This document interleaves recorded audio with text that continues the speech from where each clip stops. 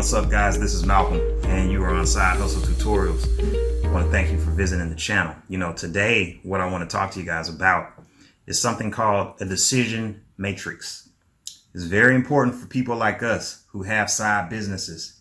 You know what I'm saying? We want to take it to the next level, without having to quit your job.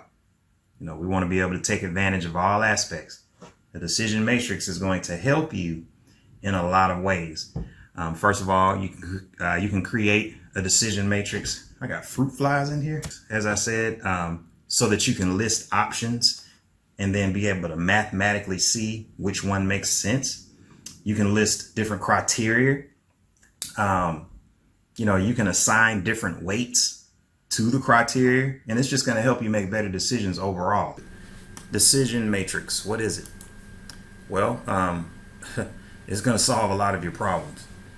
But first, I'm going to give you guys this in the comments or something. I'm going to leave a link where you can use this decision matrix on your own. But we're going to walk through it step by step. First of all, we need to decide what decision are we trying to make. And I thought about it. I'm trying to make it easy to understand.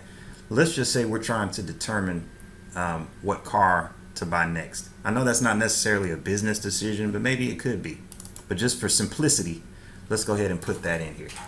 All right. So what car should you buy next?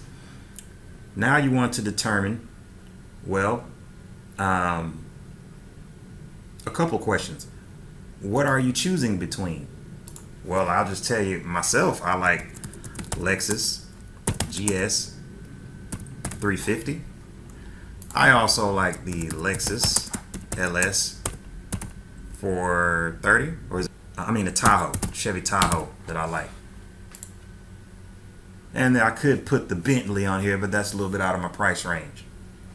But I want to just show you that these are the options that we're choosing from right now in this example. The next question is, what are some criteria or factors that are going to influence your decision? So I want you guys to follow me on this one because this is key. Obviously, price is going to be a big factor in terms of what I'm deciding to buy. And last but not least, let's go ahead and put maintenance costs. Maintenance costs. That's super important. You end up buying a car and spending too much money on the back end just in maintenance costs. So let's look at this. This is the decision matrix. So right now, what we have to do is we have to weigh each one of these factors. How important is price to you? 1 out of 5. How important is gas mileage? 1 out of 5. How important is the space and the maintenance cost, right? And so I put something down here to kind of help guide you in your decisions. One could be little impact to huge impact, or one could be a ton of work, almost no work, because down at the bottom, these are going to add up. And there is a formula in here.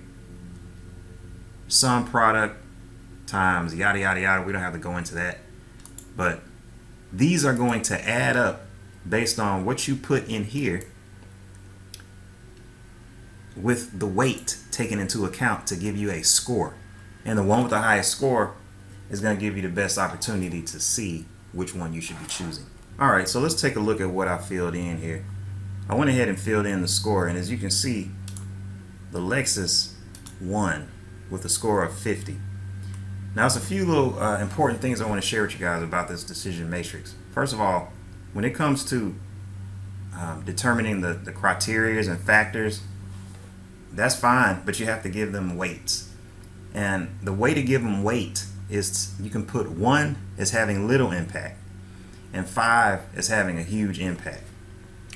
And see, that's going to be really, really important that you put that in there correctly. So the price is going to have a huge impact, therefore the number goes up to a 4. It's not the end all be all, so I'm not going to put a 5, but you get what I'm saying. The gas mileage is very important, so it's a higher number.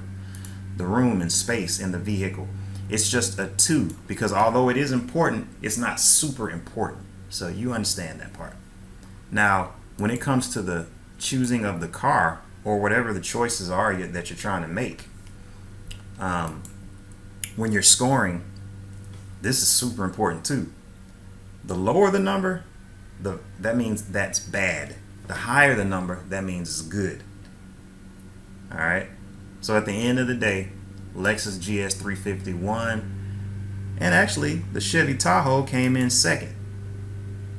All right, and I would not have really known that just thinking about it. So guys, I hope this was helpful. The decision matrix is available for you to use.